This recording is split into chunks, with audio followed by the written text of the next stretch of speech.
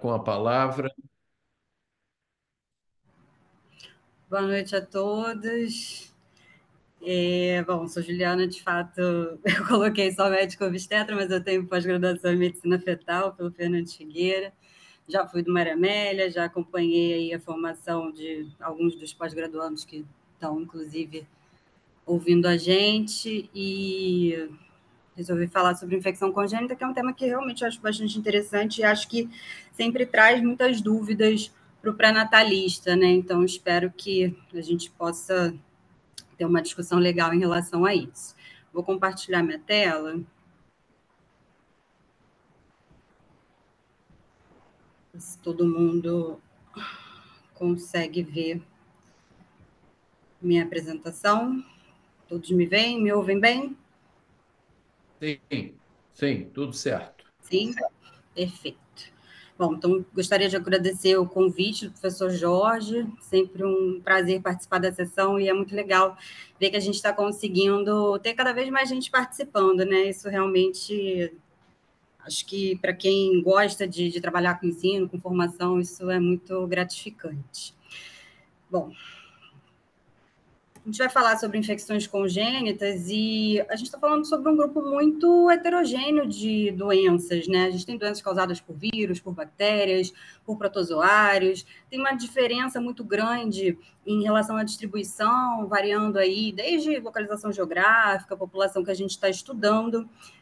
O diagnóstico pode ser desafiador, eu acho que nem sempre é um diagnóstico fácil, embora hoje em dia a gente tenha aí uma disponibilidade muito maior de exames complementares. Eu acho que a gente precisa entender o que a gente quer procurar, o que a gente está buscando. Né? A gente pode ter muitas repercussões maternas, mas, enfim, obviamente eu vou focar mais nas repercussões fetais, enfim, para o concepto, né? Até repercussões a longo prazo. E vou puxar aqui, né, um pouco para o lado da ultrassonografia, que é um assunto que eu gosto bastante, então a gente vai ver algumas imagens. A ultrassonografia, eu acho que é um método bastante interessante, não só porque, às vezes, a gente vai ter um quadro materno muito inespecífico, então, às vezes, isso vai passar batido para paciente, isso vai passar batido para o médico pré-natalista, e às vezes uma alteração que a gente possa identificar na ultrassonografia vai acabar disparando uma investigação do quadro materno. O contrário também, obviamente, pode acontecer, a gente ter ali um quadro materno e isso acabar direcionando a avaliação que a gente vai fazer no ultrassom. Então, de um modo geral, quando a gente está falando de infecção materna, muitas vezes a gente está falando de sintomas que são muito pouco específicos. O paciente às vezes tem um mal-estar geral, tem uma febre baixa, uma dinamia, uma náusea, mas assim, nada muito sugestivo, nada muito clássico. Então, porque muitas vezes isso passa direto, a paciente nem valoriza tanto essa queixa. Né? E muitas vezes a gente vai acabar identificando algumas dessas infecções pelas sorologias solicitadas durante o pré-natal, e aí mais comum acaba sendo ELISA, avaliando o padrão dos anticorpos, a gente consegue também ter uma ideia do tempo de infecção, ter uma ideia se essa infecção ela vai poder trazer alguma repercussão para esse concepto, e também avaliar aí a chance de ter alguma repercussão mais grave. Quando a gente pensa nas infecções fetais, de um modo geral, quanto mais precoce, maior a probabilidade da gente ter um acometimento mais grave desse bebê, né? Isso porque está ali naquele período de multiplicação celular, está em plena organogênese, então as repercussões elas tendem a ser piores, né?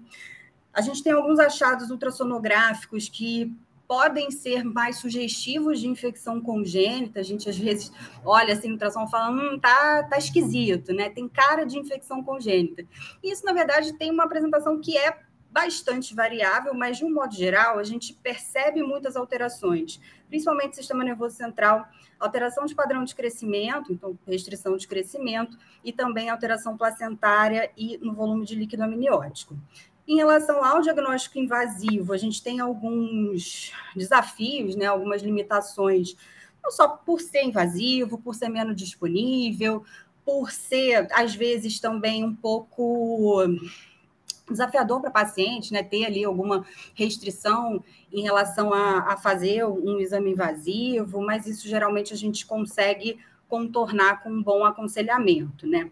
Quando a gente pensa no diagnóstico invasivo, a gente está falando muito mais provavelmente da amniocentese, pensando numa avaliação do líquido amniótico, no PCR no líquido amniótico, e a gente tem algumas limitações técnicas em relação a isso, porque para detectar determinado patógeno no líquido amniótico, a gente tem que ter líquido e a gente tem que ter o patógeno no líquido, né? Então, a gente precisa lembrar aí daquela produção urinária, né? Ali da função renal desse bebê mais bem estabelecida, que isso vai acontecer em torno da segunda metade da gestação, 16, 18, 20 semanas, a gente já começa a ter ali o sistema urinário desse bebê contribuindo mais para esse volume final de líquido e também uma eliminação de muitos desses patógenos pela via urinária também.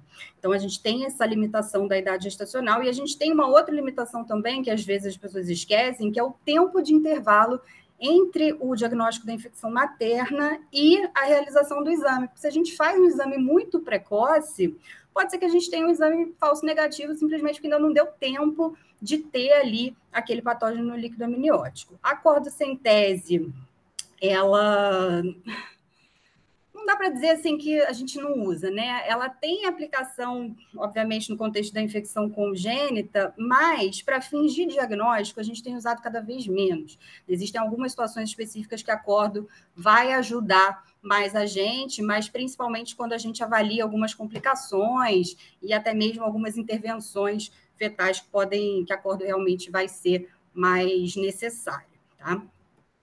Separei algumas infecções para a gente conversar e ver aspectos característicos de cada uma, né?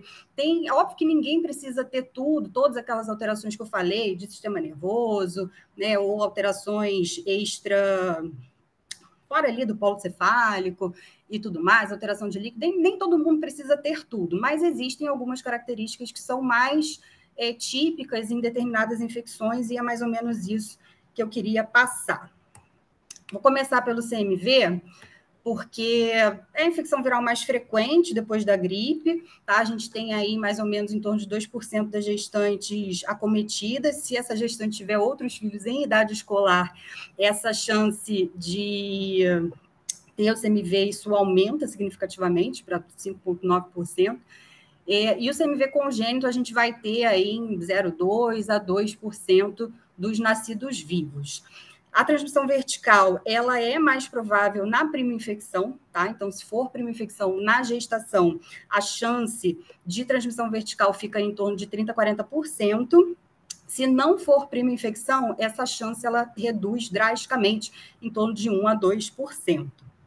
A chance de transmissão no primeiro trimestre é um pouco menor, isso vai aumentando ao longo da idade gestacional, mas, como eu falei, as repercussões elas tendem a ser mais graves nas infecções mais precoces. Em relação à infecção materna, um desafio que a gente tem é o seguinte: a gente não tem uma recomendação de fazer rastreio universal na grande maioria dos países, Brasil inclusive, né? Não faz parte das recomendações do Ministério da Saúde fazer rastreamento para CMV no pré-natal.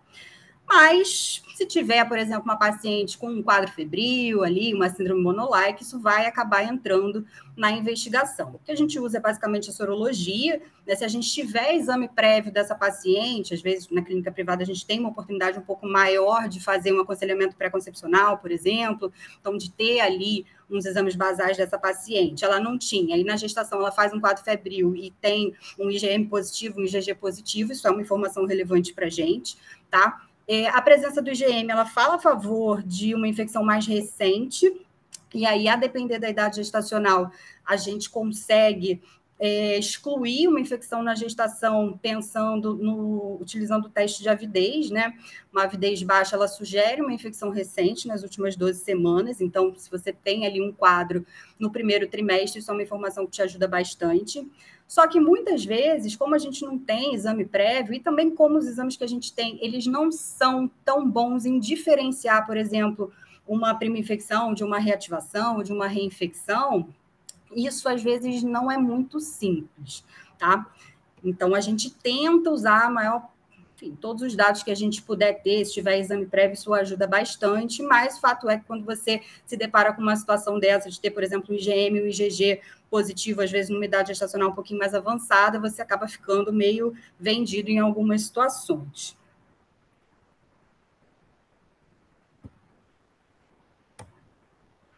Em relação à infecção fetal, a gente está falando de aminocentese mesmo, de PCR no líquido amniótico, preferencialmente depois de 20 semanas, preferencialmente 6 a 8 semanas depois da identificação da infecção materna, porque a gente tem eliminação viral do CMV na urina desse feto, tá? E é um vírus que tem um tropismo importante pelas células do sistema nervoso central. Então, muitas das alterações que a gente vai ver são alterações desse sistema nervoso, aumento de ventrículo, microcefalia, calcificação, SINEC intraventricular, cisto subependimal, enfim. Mas tem outras coisas também. A gente pode ter intestino hiperecogênico, restrição de crescimento, hidropsia, tá? E aí a gente vai ver nessa tabela aqui o que é mais frequente. Então, aqui, como eu falei, as alterações desse sistema nervoso, elas são mais frequentes, ventriculomegalia, calcificação, microcefalia e os cistos, tá? E aí depois viria a restrição de crescimento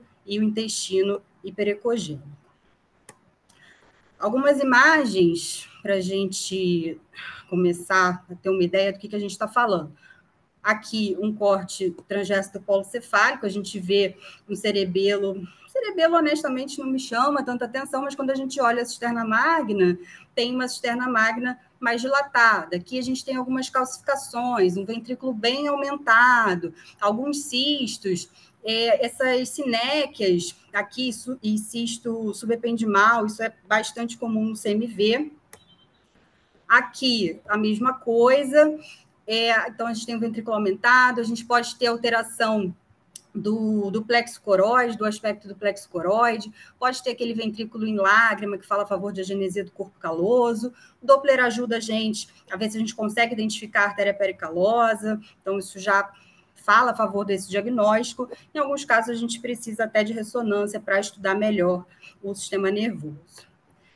Nessa outra imagem aqui, a gente tem um aumento do volume do fígado, tem um aumento do volume do baço, um aumento da área cardíaca, tem derrame pleural, tem derrame pericárdico, tem um espessamento importante aqui de subcutâneo, tem ascite, também são achados comuns.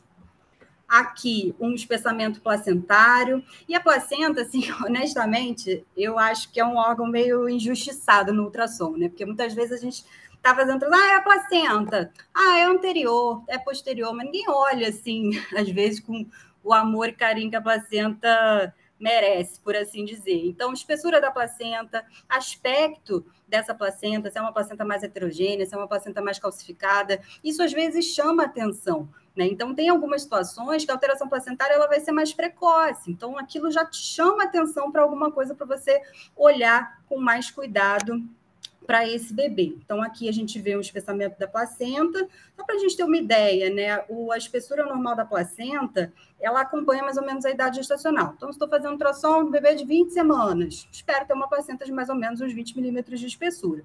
Se eu estou fazendo exame de um bebê de 20 semanas, tem uma placenta de 40 milímetros, isso não é normal, tá? Então, geralmente, acima de 40 milímetros também, muito provavelmente, isso vai estar alterado. Aqui a gente tem algumas calcificações, aqui a gente tem uma óligo importante, que a gente não vê uma gota de líquido aqui nesse bebê, enquanto nessa imagem a gente tem o oposto, né? A gente tem uma polidramenia mais significativa. Fato é que, se a gente tiver um exame normal, não vi nada, nem no ultrassom, nem na ressonância, que a gente não precisa fazer em todos os casos, mas enfim, se estiver disponível e estiver normal, a gente tem um baixo risco de incapacidade desse bebê, tá? Exceto surdez, para surdez, isso realmente não vale, né? Não se aplica. E uma coisa que a gente não pode esquecer é o seguinte: não é porque eu não estou vendo agora que não vai ter. Então, é um bebê que a gente também precisaria acompanhar ao longo do tempo, porque algumas alterações elas vão ser mais tardias, tá? Então, o ideal seria fazer uma avaliação seriada desses bebês. Em torno de 10 a 15% dos neonatos com CMV congênito, eles vão ter algum tipo de sintoma, e aí a gente pensa principalmente em bebês pequenos para idade gestacional, com baixo peso, microcefalia, uma icterícia, petequia, hepatos pleno, é o mais comum, tá? E mais ou menos 25% das crianças infectadas, elas vão ter complicações a longo prazo. E a gente está falando principalmente da surdez neurosensorial e de alterações neurológicas, né? E, enfim, comprometimento do desenvolvimento. Então, são crianças também que têm que ser acompanhadas. Em relação ao tratamento, a gente já teve algumas propostas, tem estudos que avaliaram o uso da imunoglobulina, antiviral. A imunoglobulina, eu confesso que ainda é um pouco controverso, a gente tem alguns trabalhos que falam que isso não reduz transmissão vertical nem nada, o Ministério da Saúde, por exemplo, não recomenda. Tem alguns autores que recomendam, só é feito em contexto de pesquisa, é um tratamento muito caro, com, enfim, resultados que às vezes a gente ainda não sabe muito bem se vale a pena fazer ou não. Então, a imunoglobulina é uma questão ainda meio polêmica. O valaciclovir, a gente já tem estudos mais recentes com dados melhores, né? Então, parece ter uma redução importante da transmissão vertical. Eu li um consenso do ano passado sobre o CMV, que fala sobre uma redução da transmissão vertical de em torno de 70%. Né? Então, pacientes com diagnóstico de CMV no primeiro trimestre, fizeram um antiviral por pelo menos 6 semanas, programaram a amniocentese lá em torno das 18, 20 semanas, amniocentese PCR negativo. Tá? Então, sugere-se aí o uso do valaciclovir, pelo menos 6 semanas, alguns autores recomendam até a realização da amniocentese, no manual do Ministério da Saúde, eles colocam até 21 semanas. Então, um tratamento que relativamente bem tolerado, tem alguns relatos de disfunção renal, de disfunção hepática, então vale a pena também acompanhar essa paciente, né, laboratorialmente, enquanto ela estiver fazendo uso da medicação. E nos casos de soroconversão no segundo e no terceiro trimestre, o tratamento ele não é recomendado. Tá? Então, isso que a gente está falando de benefício é para redução de transmissão vertical nas infecções no primeiro trimestre. Se a gente já tiver evidência de infecção, ou se for uma soroconversão no segundo ou no terceiro trimestre, o antiviral ele não é recomendado. O consenso do ano passado de CMV fala até que você pode considerar o tratamento no caso de infecção fetal documentada, mas que os dados eles não são muito robustos, então isso também é um tema ainda em discussão. Em relação à prevenção, a gente não tem vacina para CMV, quando a gente vai orientar paciente, que a gente precisa focar em medida comportamental mesmo, medidas de higiene, né? Então, uma doença que é transmitida ali por gotícula, tem uma associação importante com criança pequena. Então, é basicamente considerar toda criança pequena, ali com menos de 3 anos de idade, é um potencial transmissor de CMV, né? Então, se for uma paciente suscetível, ficar mais de olho, ter mais atenção nessas medidas de higiene, não compartilhar talher, copo, enfim, minimizar o contato com urina e com saliva de crianças pequenas. Pulando para a toxoplasmose, é uma doença que a incidência vem diminuindo, tá? Mas ainda tem uma concentração maior aí de casos na América do Sul, países de baixa renda. Em termos de infecção materna, estimativas 2 a 5 casos para cada 1.000. A grande maioria das pacientes não vai ter sintoma, ou enfim, vai ter alguma coisa também muito inespecífica. E no mundo, quando a gente pensa em tóxico congênito, a gente está falando de meio a quase 3,5 casos por 1.000 nascidos vivos. Só para lembrar, né, como é que a paciente vai se infectar.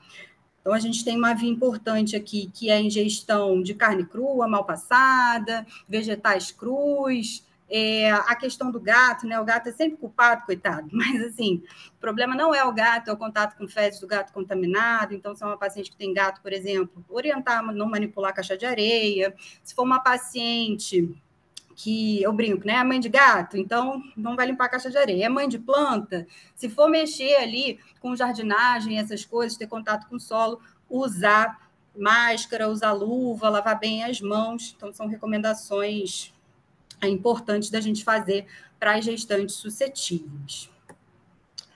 A facilidade, de certa forma, assim, da gente falar de toxoplasmose é que o rastreamento ele é recomendado no pré-natal, né? A gente já faz essa sorologia para todo mundo no pré-natal, e aí com isso a gente consegue identificar aquela paciente que nunca foi exposta, que é a paciente suscetível que a gente vai ter que orientar e vai ter que repetir periodicamente essa sorologia. A gente consegue identificar as pacientes que são imunes, que são as que têm o IgG positivo e o IgM negativo. Aí essas são só orientações gerais mesmo. E a gente consegue identificar aquelas pacientes que a gente fica na dúvida se ela tem uma infecção recente ou uma infecção aguda, né? O IgM, ele é um marcador de doença recente. Então, toda paciente que tem o IgM positivo, até que se prove o contrário, a gente vai manejar como se fosse uma doença aguda. Se for um IgM isolado positivo, duas coisas podem acontecer. Primeiro, pode ser uma infecção que eu fiz ali aquele diagnóstico tão no início que ainda não deu tempo dela virar esse IgG, né, de ter uma viragem sorológica do IgG, ou pode ser até que seja um falso positivo. A gente só vai conseguir fazer essa diferenciação se a gente repetir essa sorologia em 2, 3 semanas, que a gente esperaria numa infecção aguda que tivesse a positivação do IgG. Tá? Se não positivar, a gente vai entender isso como um exame falso positivo. Se a paciente tem IgG e IgM positivos, aí a gente vai precisar entender se isso é uma infecção recente, mas que aconteceu na gestação, ou se eu não consigo descartar uma infecção na gestação. Porque se foi pré-gestacional, não tem risco desse bebê ser acometido. Se for uma infecção na gestação, aí a gente tem uma chance maior de transmissão vertical.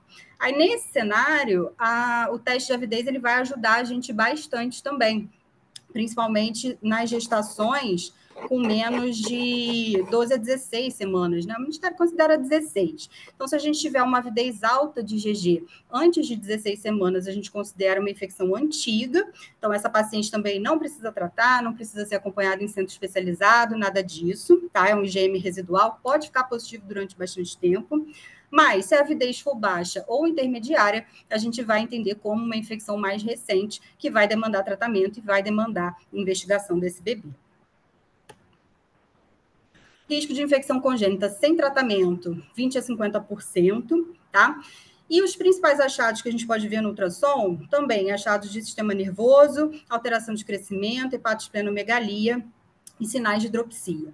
Se a gente tiver algumas lesões cerebrais, essas lesões mais ecogênicas, com calcificação, ventriculomegalia, isso está associado a um pior prognóstico para esses bebês. Aqui a gente vê uma ventriculomegalia importante, aqui a gente tem um espessamento da parede desse ventrículo, né, aqui mais ecogênico. Nessa imagem, a gente tem uma ventriculomegalia mais importante ainda, a gente praticamente nem tem parênquima cerebral aqui, né, tá tudo espremido.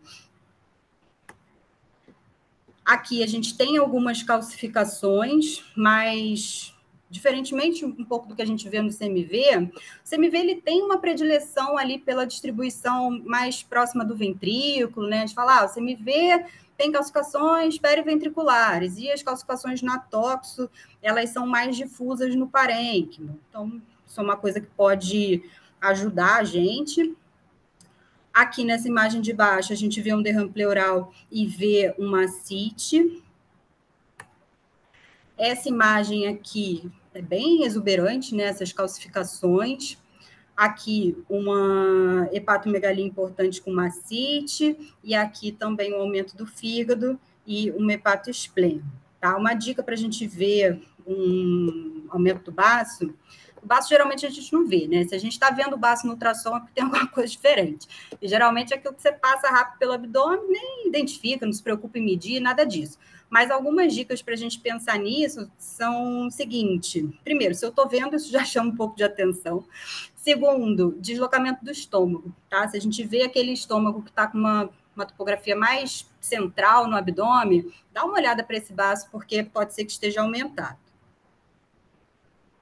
Uma coisa que ajuda também no diagnóstico da hepatomegalia é observar a topografia da vesícula, que geralmente ela está deslocada inferiormente também. Então, são dicas aí para quando a gente está olhando no ultrassom alguma coisa diferente do que a gente está acostumado.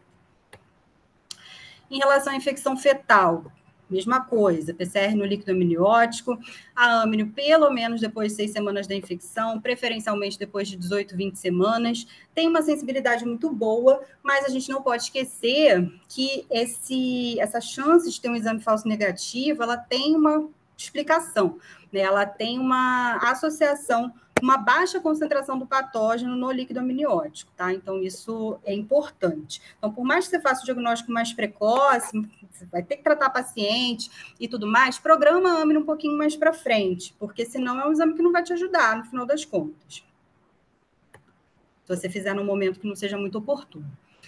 Em relação ao tratamento, para aquele bebê que, enfim, não é acometido, né, que tem PCR negativo, ou numa gestação com menos de 16 semanas, a gente faz espiramicina isolada até o parto. A partir de 16 semanas, ou para bebês com diagnóstico confirmado de infecção, seja porque tem alteração na ultrassonografia ou pelo PCR positivo, o tratamento de escolha é com o esquema tríplice, tá? A orientação mais recente do Ministério da Saúde é começar empiricamente esquema tríplice para todas as gestantes com suspeita de infecção aguda, né, suspeita ou confirmada, a partir de 16 semanas. Ah, tá fazendo esquema tríplice, fiz o PCR, deu negativo, troca para espiramicina. E segue a espiramicina até o parto. Segmento ultrassonográfico também é recomendado para esses bebês, com uma atenção especial às estruturas do sistema nervoso, avaliação do cristalino, avaliação do padrão de crescimento. Mesmo que eu não tenha nada na ultrassonografia, a gente tem um risco de sequela a longo prazo, de até 30%, tá? E aí, principalmente corioretinite.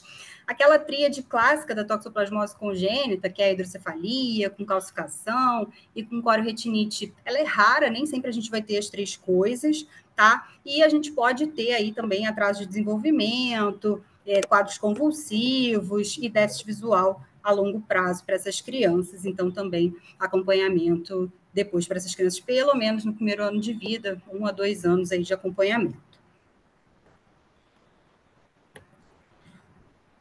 Vou falar sobre parvovírus, que é uma infecção que eu acho bastante interessante, assim, porque ela tem algumas particularidades, né? Ela tem algumas predileções. É o único vírus da família que causa doença em humanos, né? O parvovírus B19. A gente tem muita imunidade dessas gestantes, porque é uma doença típica de criança, né? Então, muito comum na infância, aquela síndrome das bochechas esbofeteadas, né? Eritema infeccioso, tem surto de parvovírus direto, final do inverno, primavera, na escola. Então, é muito comum a gente ter imunidade para parvovírus, tá? Transmite fácil, gotícula, tem a possibilidade de transmissão vertical e até por hemotransfusão, que é mais raro, né? Mas, enfim, é documentado. E na gestação, para os pacientes que não têm imunidade, a incidência é em torno de 1 a 2%. A grande maioria das pacientes vai ser assintomática, mas pode ter sintomas leves, em especial rash e dor articular. Risco de transmissão vertical em torno de uns 30%.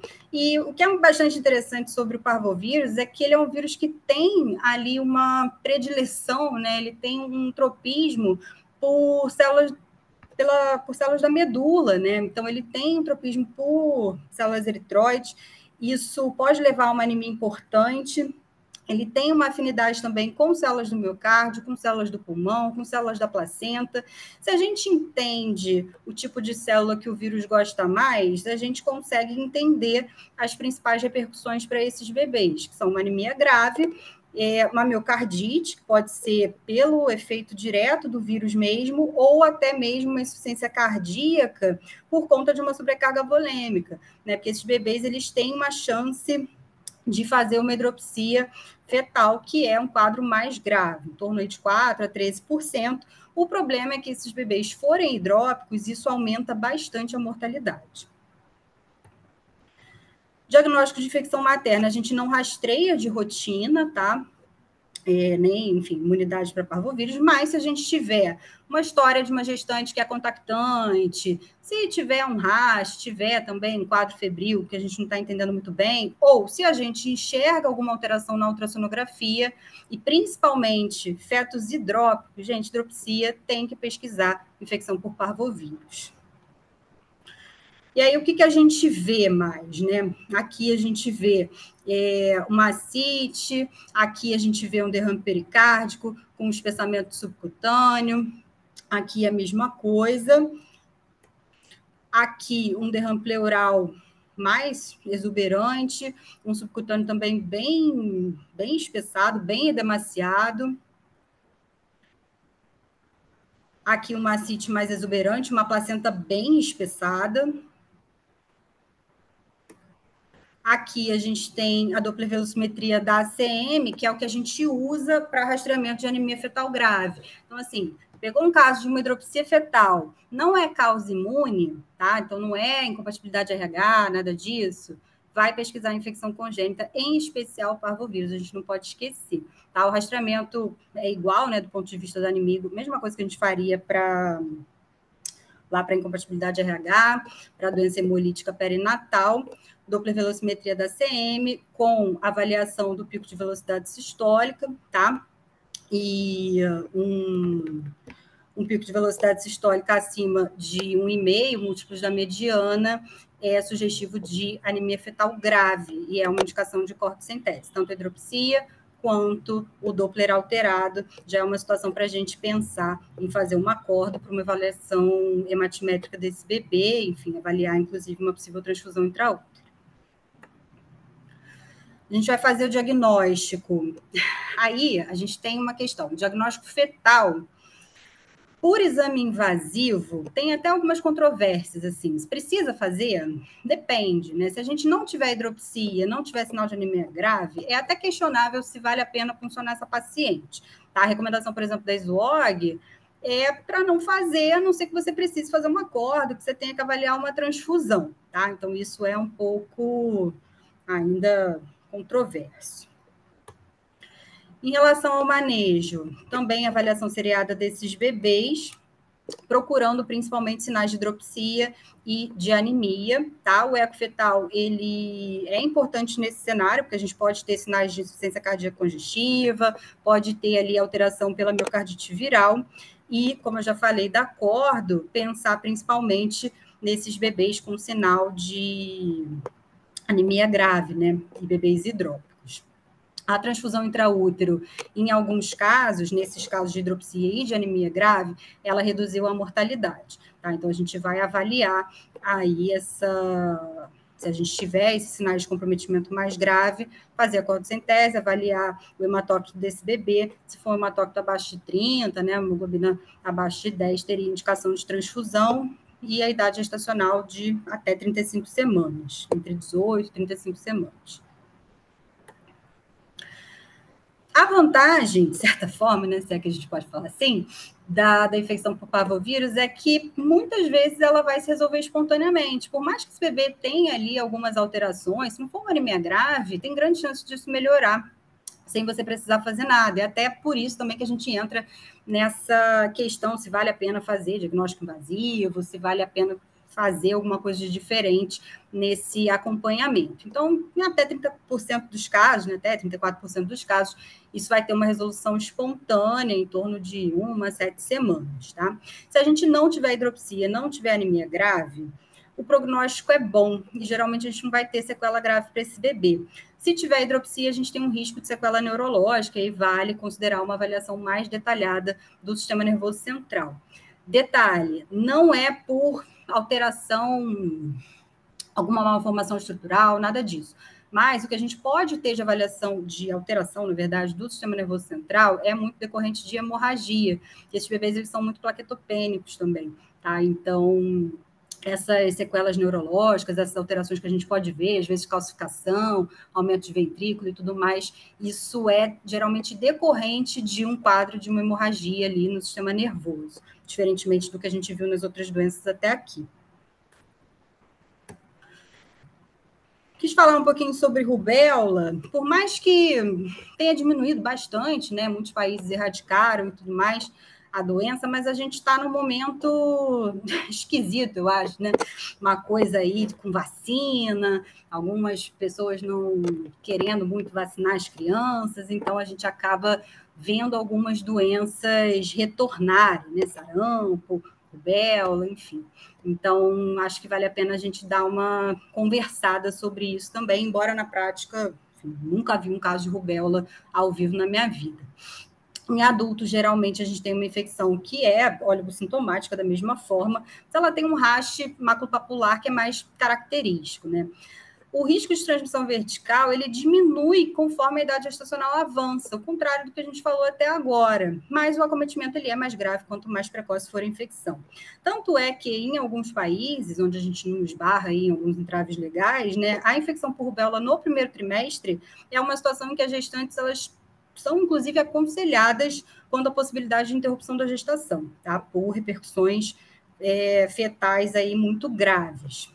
o risco de surdez, o risco de algum acometimento mais grave, ele é infinitamente menor se essa infecção acontece aí depois de 16, 20 semanas.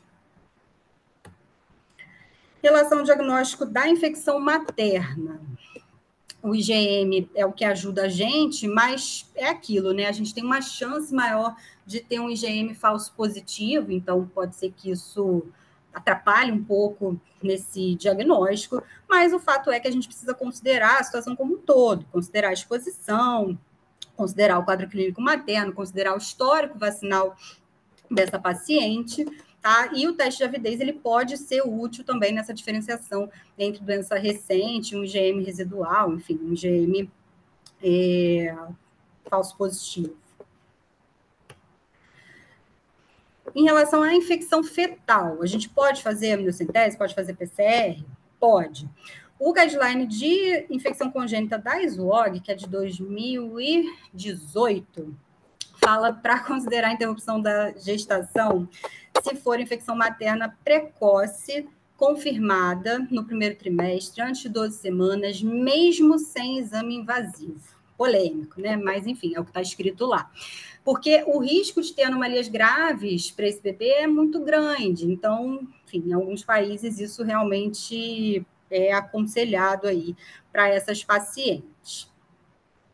E o que a gente está falando especificamente? Né? A gente está falando de restrição de crescimento, de microcefalia grave, com atraso importante de desenvolvimento, hepatite pleno, que a gente já viu várias imagens, anemia pode dar também, embora seja um pouco menos exuberante, e especificamente malformação cardíaca, tá? Em especial, defeito septatrial, defeito septoventricular, persistência do ducto arterioso, que a gente só vai ver depois, né? Porque, enfim, na gestação ele vai estar lá mesmo, funcionando, mas são as alterações cardíacas mais comuns. Procurei imagens boas sobre isso, mas honestamente não achei nenhuma muito bonita, assim, todas meio poluídas, eu acabei nem colocando. Mas é basicamente a gente pensar em malformação cardíaca, microcefalia e alteração de crescimento, tá? E a síndrome da rubéola congênita seria essas malformações cardíacas associadas à perda auditiva e alterações oculares, especial microftalmia e déficit visual mesmo, né? E também esses distúrbios de aprendizado e atraso de desenvolvimento. Então, assim, gente, uma doença prevenível, né? A gente tem vacina, a vacinação é recomendada para as pacientes, é recomendada na infância, é recomendada para a mulher em idade reprodutiva, se ela não tiver sido vacinada, não é recomendada na gestação. Então, se a gente tiver a possibilidade de fazer uma consulta pré-concepcional, né, de aconselhar essa paciente, vale a pena avaliar o cartão vacinal, se ela não vacinou, faz a vacina, documentar a imunidade, se a gente tiver essa possibilidade, tá? Porque isso, a gente perde aí uma oportunidade, né, de imunizar essa paciente. Deixei por último, de propósito, para falar de sífilis. Por quê? Porque se eu tivesse uma hora para falar de sífilis, provavelmente eu ia passar uma hora reclamando do porquê que a gente tem uma doença documentada há mais de 500 anos, com tratamento que a gente conhece há quase 100 anos, e ainda assim é o problema de saúde pública do tamanho que é, tá? Eu fico, assim, revoltada, porque o treponema a gente já conhece há bastante tempo, uma espiroqueta aí bastante conhecida, e mesmo assim, mesmo a gente conhecendo a doença, mesmo a gente sabendo tratar, sendo um tratamento, penicilina, né? Assim, tratamento barato, tudo bem que a gente passou por um período aí meio complicado de diminuição de insumo, enfim, ficou em falta um tempo, mas fato é que eu acho meio surreal a gente ter 1 milhão de gestações por ano no mundo complicadas por sífilis. Isso é uma estimativa do OMS. Né? E aí, a sífilis sendo responsável por 300 mil mortes fetais e neonatais por ano, é coisa pra caramba. Né? E no Brasil, a gente tem visto um aumento dos casos de sífilis. Isso pode se confundir com o aumento da disponibilidade da testagem no pré-natal, beleza, mas a gente também tem muita subnotificação, né? Então, fica ali aquela coisa, está aumentando mesmo, a gente vê muito. Pô, o pessoal que está fazendo pós, aí no Maria Amélia, que está passando visita no alojamento conjunto, está internando paciente no plantão, vai ver demais, vai ver óbito intraútero, vai ver óbito neonatal, né? Então, assim, é uma doença que eu acho surreal ter essa proporção que tem ainda hoje, né? Mas vamos lá. Transmissão vertical da sífilis, ela pode acontecer em qualquer idade gestacional, tá? E em qualquer estágio clínico da doença materna. Pode levar à perda gestacional, aumenta a chance de parto pré-termo, tem várias manifestações clínicas. E o dado que eu acho mais louco, assim, né?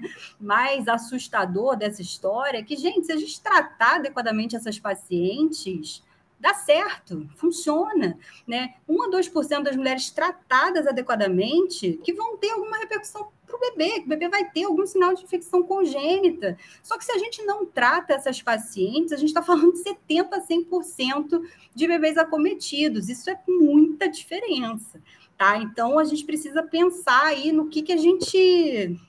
Como é que a gente está atuando nisso, né? E o que a gente consegue fazer para melhorar. Então, esse dado eu acho realmente muito assustador.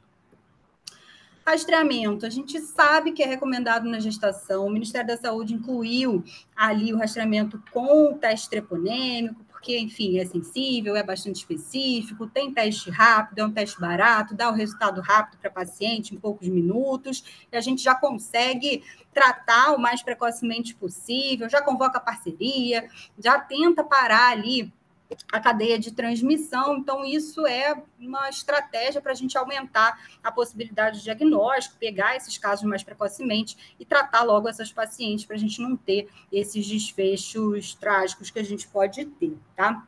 A gente sabe também que o tratamento ele tem que ser adequado para a fase clínica da doença. Então, para a sífilis recente, a gente vai fazer uma dose só de penicilina, de 2.400.000. Se a paciente tem uma sífilis com mais de um ano de evolução, como é que eu vou saber isso? Ou ela tem exame prévio, né, tem, sei lá, uma gestação anterior, tem um cartão de pré-natal da gravidez anterior, enfim, uma consulta pré-concepcional, qualquer coisa do tipo que eu consigo comparar, eu consigo estabelecer, às vezes, essa relação aí de temporalidade. Mas fato é que, muitas vezes no pré-natal, o que acontece? O paciente chega, você faz o exame e vai dar de cara com esse diagnóstico. Você pergunta, já teve? Já tratou? Ah, não, não sei, nunca tratei.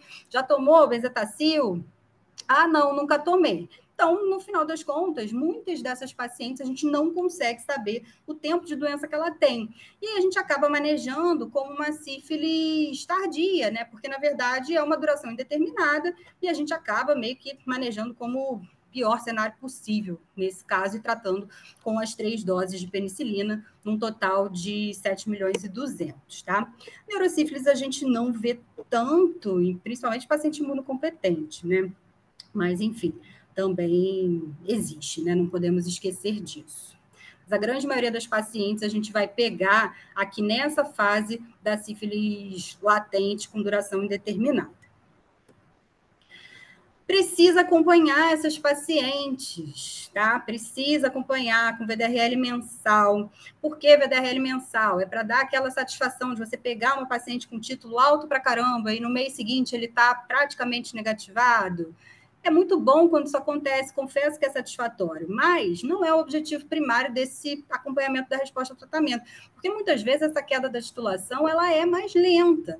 Lembra lá que também varia de acordo com a fase clínica da doença, né? A gente espera uma queda de pelo menos duas diluições para sífilis recente, em até 6 meses, né? E pelo menos 2 diluições em até 1 ano, quando a gente está pensando em sífilis tardia. Mas na gestação, a gente quer monitorar, quer ver se essa paciente não reinfectou, que é bastante comum, às vezes trata a paciente, não trata as parcerias, reinfecta.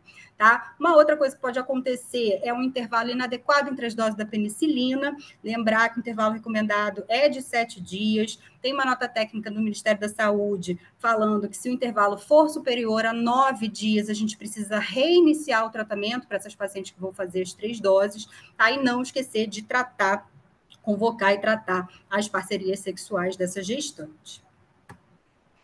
O que a gente pode ver no ultrassom, né? Comecei falando de ultrassom, enfim, vou continuar puxando aqui um pouco para esse lado.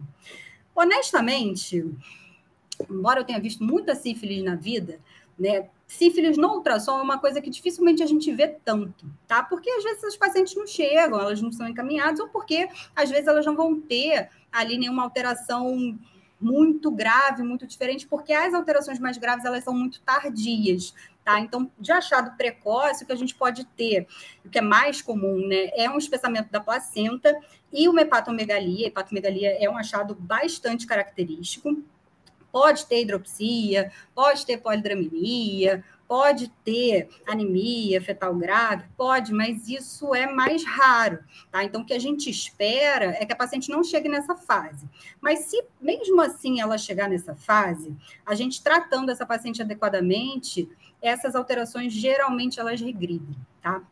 Então, isso já vi, inclusive, bebês hidrópicos, né, com uma polidramina importante e tudo mais, fez o tratamento, foi melhorando ali, em algumas semanas já tinha uma ultrassonografia muito próxima da normalidade. O que mais demora, assim, que realmente pode ser que a gente continue vendo ainda por bastante tempo, tanto na ultrassonografia quanto depois do bebê nascido, é a hepatomegalia, tá? Que isso realmente demora um pouquinho mais para desaparecer.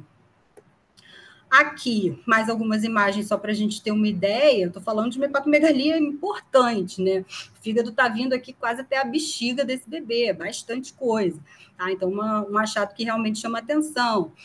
Aqui, uma CIT, enfim, a ACM alterada, que não, a gente não espera ver isso, a gente não espera chegar nessa fase, porque o que a gente quer, na verdade, é identificar essa paciente antes, tratar essa paciente antes que ela chegue nesse momento.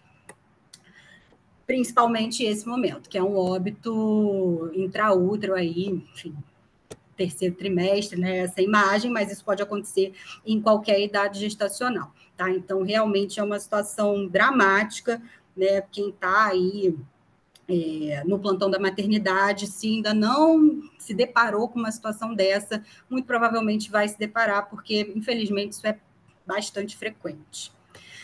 Então, a gente está falando de uma doença que é tratável, que tem repercussões fetais graves, né, potencialmente muito graves, mas que muitas vezes também são reversíveis com um tratamento adequado. E aí fica o questionamento, né? Onde é que a gente está errando, o que a gente está falhando, o que a gente pode fazer para melhorar o cuidado dessas pacientes. Juro que eu estou acabando. Só alguns lembretes importantes. O fato da gente diagnosticar uma infecção fetal não necessariamente significa que esse bebê vai ter algum acometimento, tá? O fato da gente não identificar alguma anomalia estrutural também não necessariamente significa que esse bebê não vai ter nada.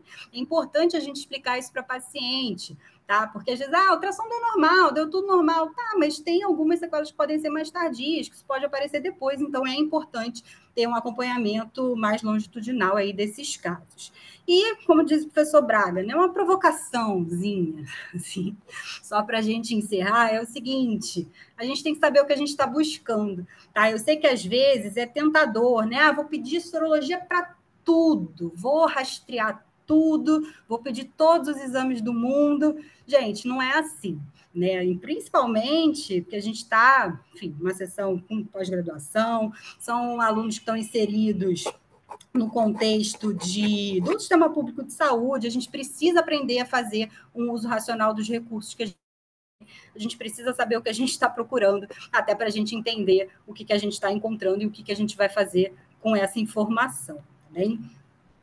É isso. Dúvidas, perguntas? Falei bastante, né? Vou interromper aqui o compartilhamento. Obrigado, Juliana, foi ótimo. E a palavra está franqueada aí a quem quiser fazer alguma pergunta, comentário.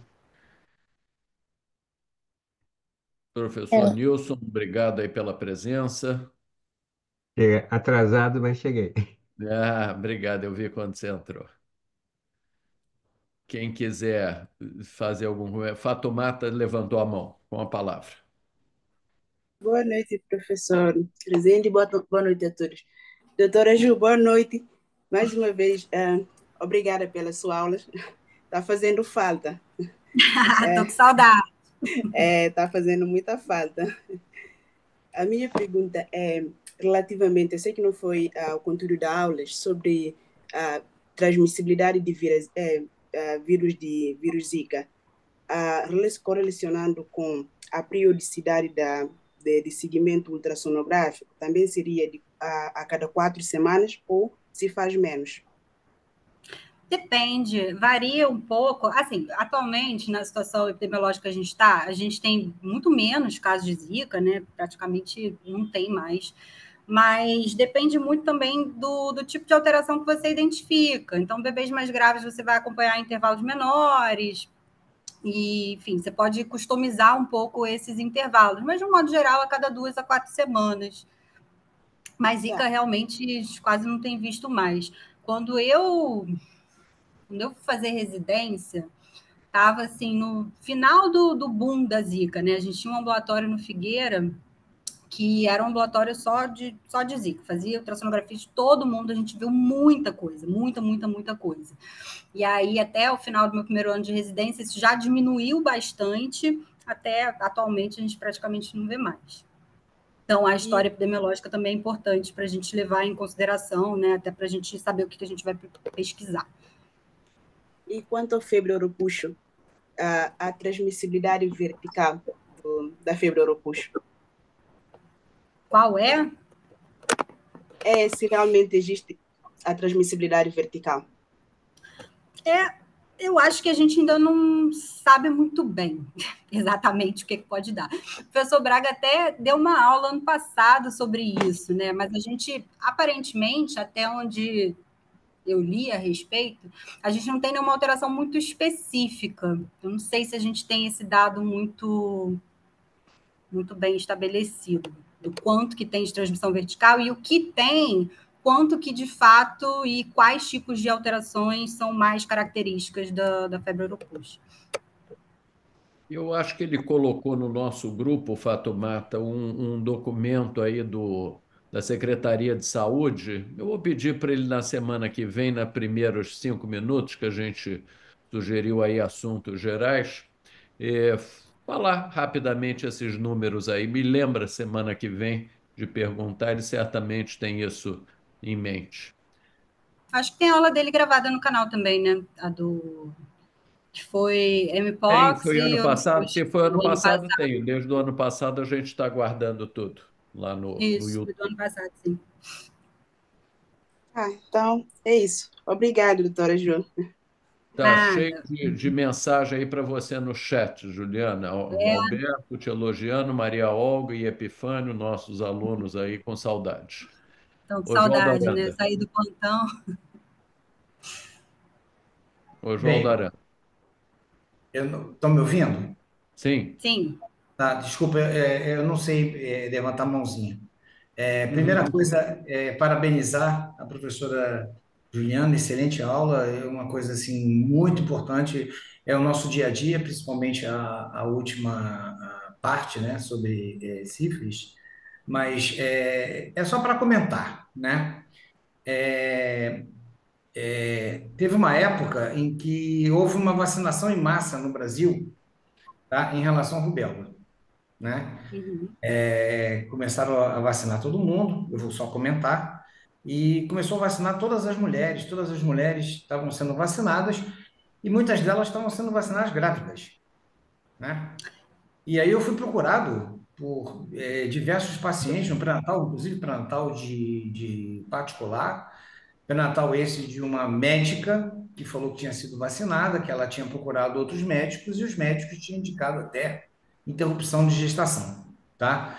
Mas eu fiquei na dúvida, mas como o meu grande mestre, Jorge Rezende, né? Tive a honra de trabalhar com o pai de Jorge Rezende Filho, ele me deu um livro para mim fazer a supervisão de tradução.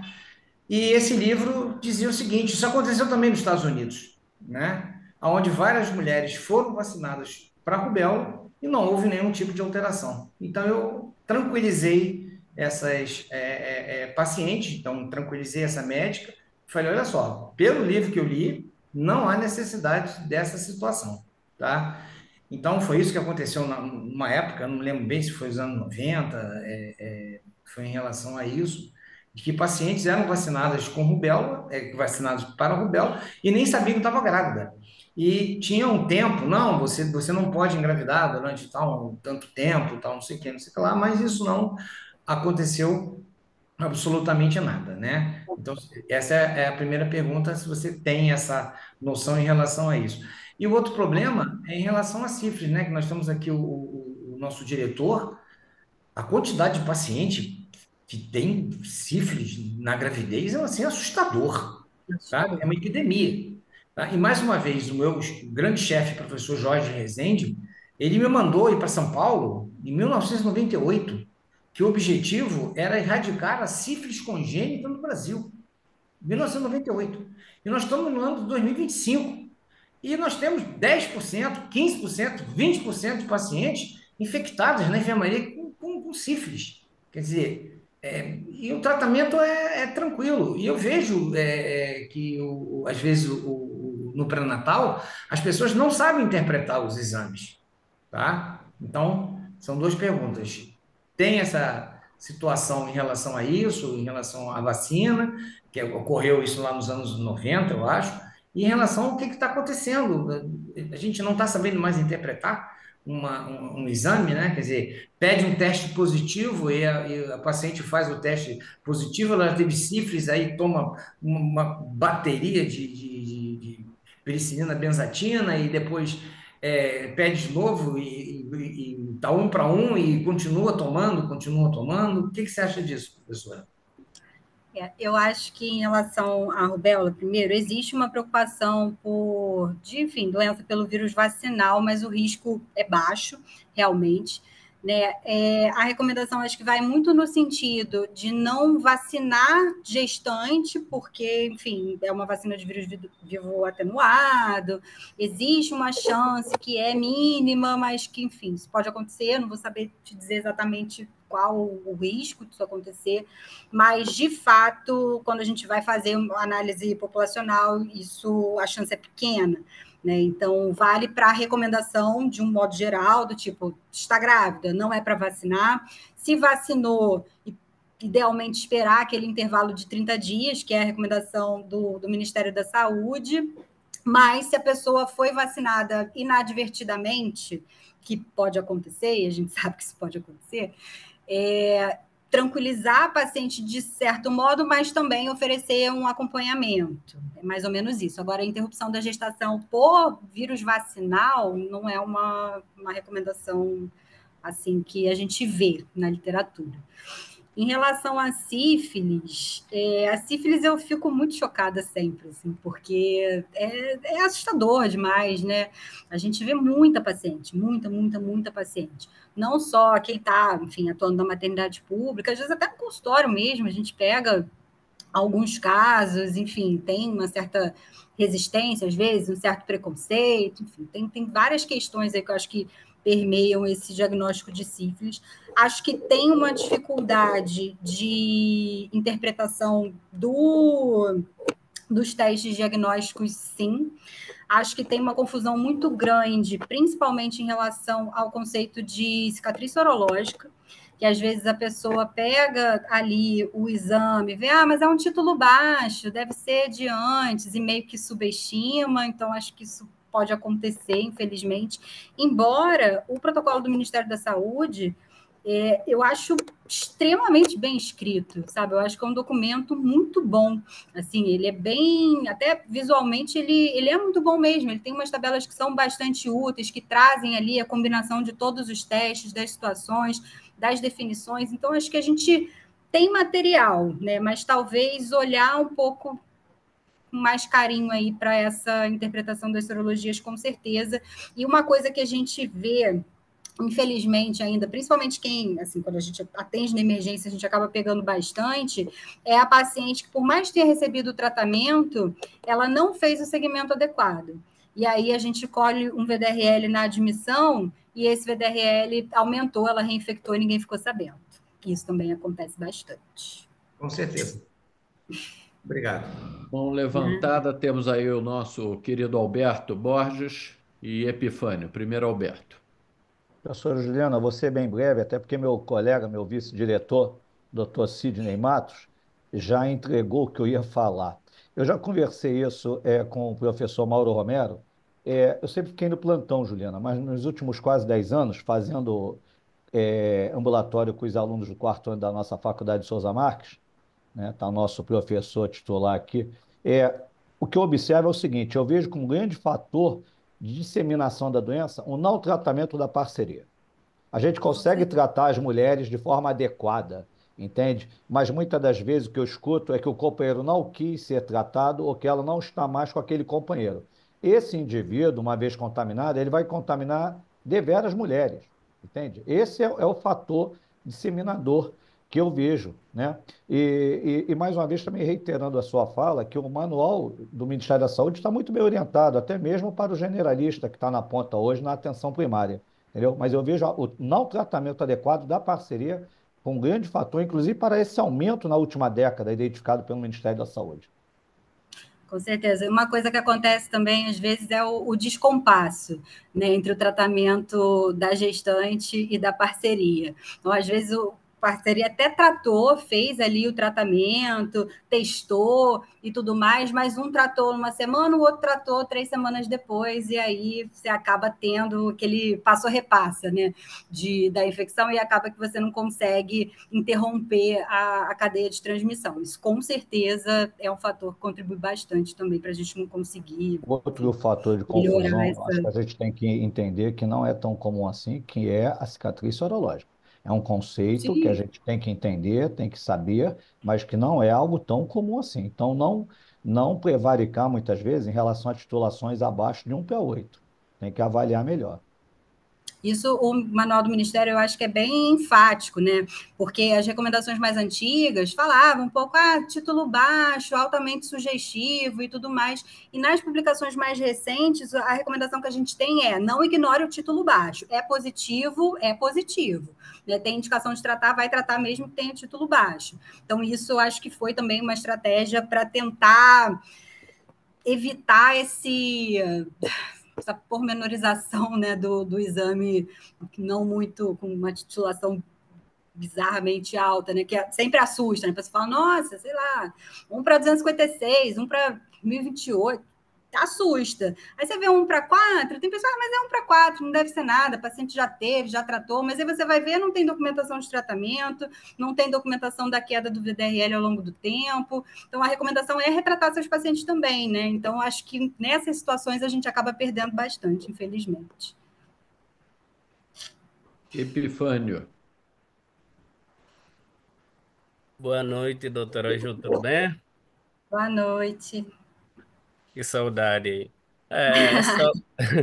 Eu ia falar sobre a discordância nos testes mesmo. É sobre o tratamento de sífilis. A gente já pegou um paciente que fez 2 testes no mesmo dia. O primeiro deu positivo, deu negativo e o segundo deu positivo. Aí VDR veio negativo.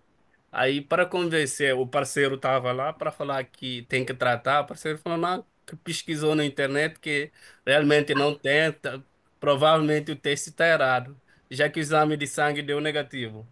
Aí teve que falar que o exame de sangue é só para controle, no momento que pode não subir a titulação.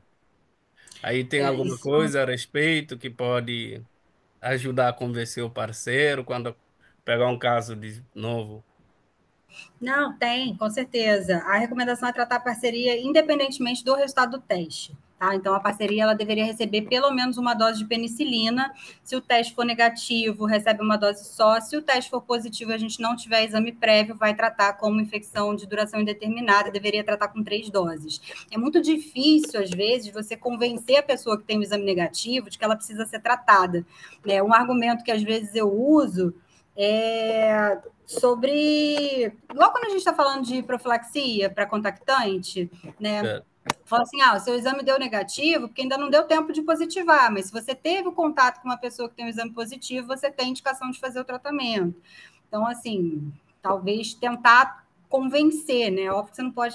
Assim, não tem como você obrigar a pessoa a tomar uma penicilina, mas acho que a gente tem que usar a maior quantidade de argumento que a gente puder para tentar tratar essas pessoas, né? Acho que é isso. Laura.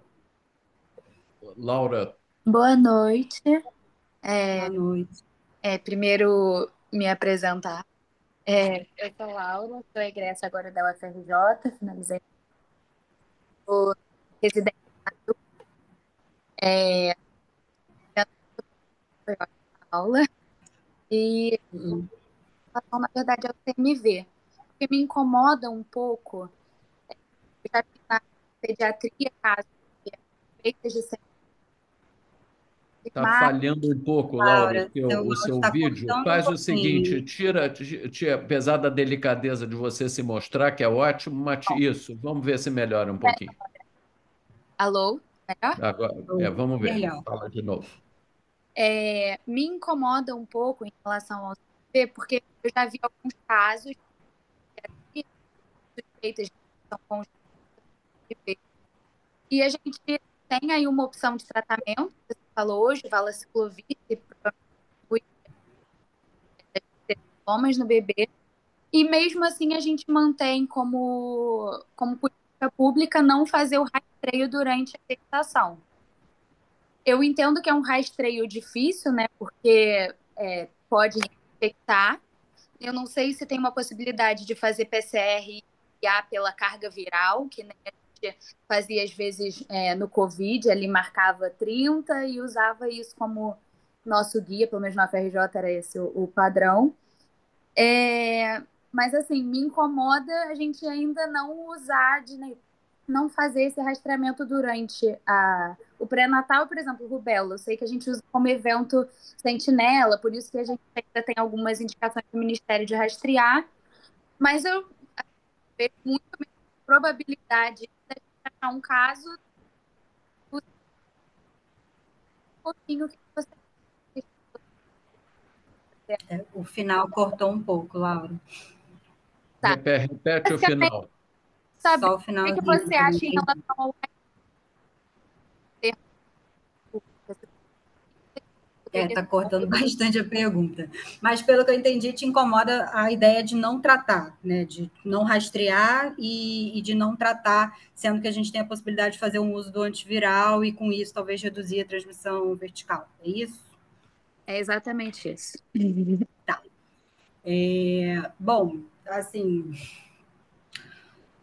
a verdade é que acho que o teste sorológico, ele não é tão bom assim. Você mencionou o PCR e tal, tem a possibilidade de fazer PCR no sangue, tem a possibilidade de fazer PCR na saliva, mas os que a gente vê assim de rastreamento de CMV e tal, e inclusive nesse último consenso de 2024, fala que o PCR ele não é útil do ponto de vista de conseguir determinar se aquela infecção é recente ou não, e, consequentemente, a chance de transmissão vertical, enfim, o risco de repercussão para esse bebê. Então, por isso que isso não é recomendado, assim, enfim, nível populacional, né? E aí eu acho que talvez essa decisão do Ministério da Saúde possa ter a ver com essa dificuldade de identificar de fato quais são as situações em que a gente vai ter um benefício maior de tratamento, que a gente está falando de uma população muito grande, e de um tratamento que, embora seja mais ou menos bem tolerado, ele também tem algumas repercussões maternas e também um tratamento de alto custo, né? Então, colocando isso na balança, quando a gente joga para o macro, acabou que isso acaba não entrando nos rastreamentos. Eu acho que pode ter alguma coisa relacionada a isso. Na prática, na clínica privada, a gente vê que a grande maioria dos pré-natalistas solicita sorologia para CMV, né? Mas também, quando vem positiva, fica um negócio meio caótico, fica um barata voa do o que eu faço com esse resultado. Então, também acho que é importante entender o que significa o exame e o que a gente vai fazer a partir disso, né? E a indicação para tratamento mesmo, que tem um benefício bem documentado, seria só para infecção no primeiro trimestre. Eu posso mandar o consenso, se alguém quiser, esse mais recente. Muito bem. Alguém mais quer fazer alguma outra pergunta ou consideração? Então, Juliana, queria novamente te agradecer. Foi ótima a tua aula, um tema super difícil que eu, para graduação, até divido em 2 dias. Você conseguiu aí reunir, né, não numa fala concisa e pertinente. Às vezes a gente fazia essa aula 1 e 2, que não é simples, não. E semana que vem teremos uma fala ginecológica sobre prevenção e diagnóstico precoce e prevenção de câncer ginecológico. Então, convido a todos, desejando uma boa semana e novamente agradecendo a Juliana e a todos que estiveram aqui presentes prestigiando. Um abraço, pessoal. Obrigada, boa noite, pessoal. Boa noite, professor. Boa noite a todos. Obrigado, gente.